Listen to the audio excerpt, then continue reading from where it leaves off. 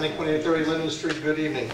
Under our strong mayor government, council really exists to serve as a check and balance. Council passes ordinances. What happens when they're not enforced? For example, Councilman Mauer had to bring up the issue, are we arresting people from cell phone usage? I would like to bring up 5 issues, addressing them to the City Council President. I would appreciate that he consider how council will deal with these issues, and he hopefully will get back to me at some time in the near future. Will do. Okay. Number 1, I'm sure all of you saw this nice, wonderful picture of the PNC Plaza that was, named a week or 2 ago. And as I look at this lovely illustration, I see lots of vendor tables. You know what I don't see? Business privilege licenses prominently displayed. Talked about this to this group before. So I have 2 items of concern regarding Article 341 of our ordinances, in fairness to the existing brick and mortar merchants that have to deal with this. 1, I would like Council President to ask the City Council Solicitor, Mr. Spadoni, to review Article 341 to see if there is any tweaking that needs to be done to bring it into compliance with the current things going on in the city. For example, the summer farmers market down at 4th and something, which is not a temporary event, occurs every week. And as we look at things proposed for the plaza, the PNC Plaza, they're going to be weekly farmers markets, they're going to be weekly antique and craft fairs. So I would like the solicitor to review that if possible, to see if there's any tweaking in the definition of a temporary event. And I don't think that currently those things qualify, nor would maybe Chris Kindlemark. Second thing I would like council to concern itself with, hopefully, is a review of how well the administration is in fact enforcing Article 341. My wandering through Music Fest without the benefit of any liquid refreshment indicates that there are no clearly displayed business privilege licenses. It's also true of the Blueberry Festival. It's also true of Celtic Classic.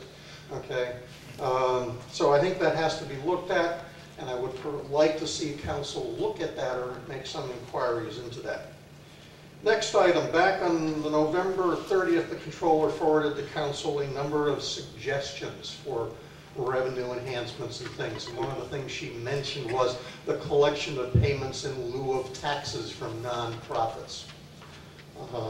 Stockton College down in New Jersey, one of the townships, just agreed to pay the township $300,000 a year in lieu of taxes for their property. So I would like to see council consider this revenue enhancement and see what can be done about this issue. And I would like to know if that's going to happen, which committee would be doing that. Next item, a number of our authorities, Parking Authority, Housing Authority, Bethlehem Authority, the Library Board, Recreation Commissioner, all have council liaisons. When you passed the TIF plan and the TIF amendment recently, you certainly created a major new task for the Bethlehem Redevelopment Authority. They are a landlord to a whole bunch of property down there in front of the blast furnaces, public property. And they're the landlord for the use of the PPS and Arts Quest. Council already had asked for an update on what's going on down there. If you had a liaison, that might be more forthcoming. And I'm also a little bit concerned that in order to get a fair contract between the landlord and the tenant, there has to be some distance between the two.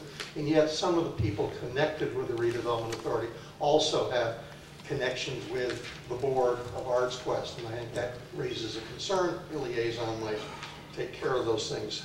Next issue, BEDCO. I understand, Mr. President, you are ex officio a member of that board, and I would love to start attending their meetings, so I would like to know when and where, what time, etc. BEDCO meets in public to discuss their issues.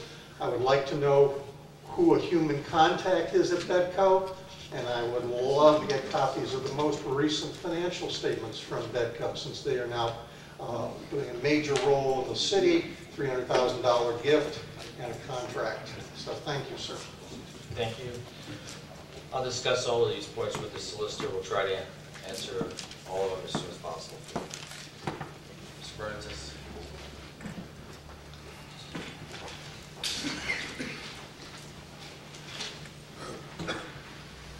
Al Bernitas, 1004 Johnston Drive in Bethlehem. Don't mean to hold you up, Mr. Spadoni, but I think it's important that you hear this. The zoning hearing board on November the 29th heard the Elias remand and made their decision. And 45 days later, the decision is due, the written decision is supposed to be issued. Now, I have in front of me an analysis of that decision, which I would like to share with City Council. I don't want to take the time to read it now. I would like to submit it for the record, though. Okay. I'll accept that. Thank you. There's one part of my analysis which I would like to share right now with the City Council. This has to do with certification of service. I received, I'll read this. I think it's just better if I read it.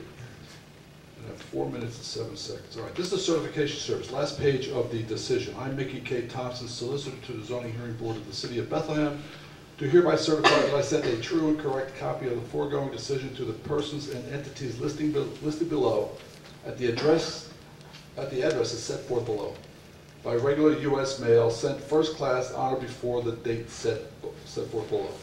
Further, I certify that I sent notice to the objectors, I'm an objector, interested parties who participated in the hearing and provided them notice as to the location of the original decision for the purposes of obtaining a copy of said decision.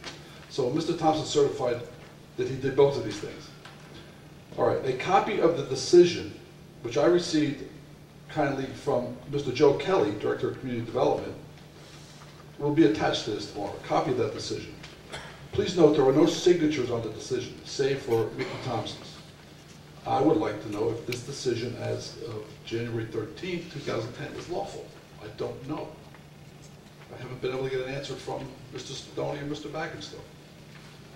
As of Tuesday, January 18th, tonight at 7 p.m., Al Bernitas did not receive by U.S. mail sent first class on or before January 13th, 2010, a true and correct copy of the decision. Mr. Thompson certified that he sent a true and correct copy to me by regular U.S. mail sent first class on or before the date set below. I have not received a said true and correct copy of the decision. I looked in my mailbox today, nothing.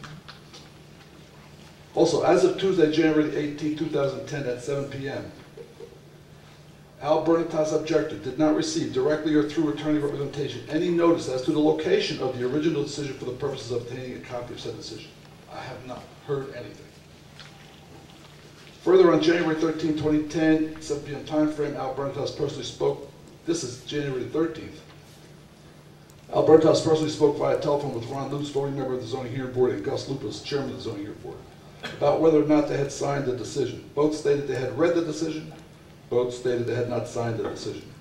According to both Mr. Lutz and Mr. Lupus, signatures, if they concur with the decision, would be obtained by Mr. Thompson, solicitor to the ZHB, at the next regularly scheduled board meeting, which would be on January 28th at 7 p.m. Please note, January 13th was the 45th day after the decision was rendered by the Zoning Hearing Board in the Elias Farmers Market matter.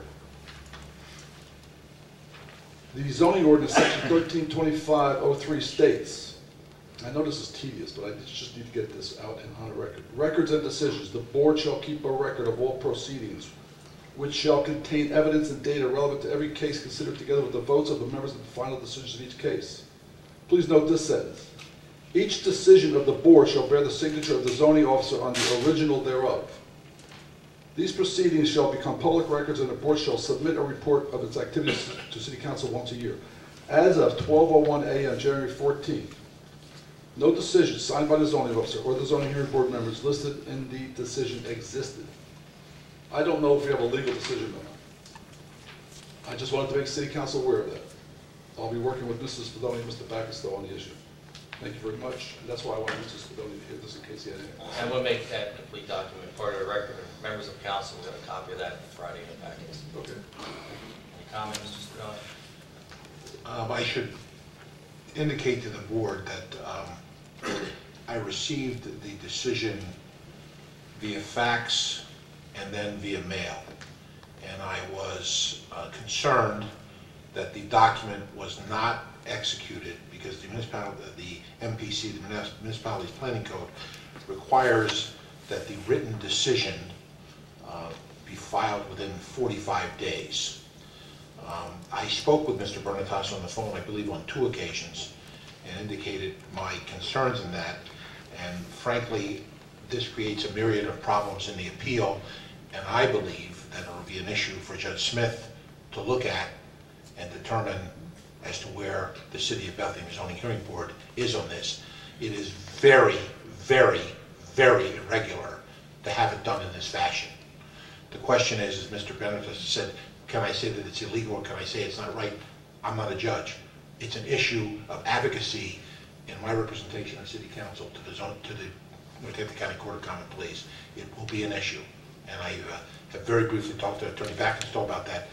And frankly, with his experience, which is probably greater than mine in zoning, he didn't know what to do either. Thank you. Thank you. Thank you. Any other public comment? That's it. Thank you. Mr. Rodriguez?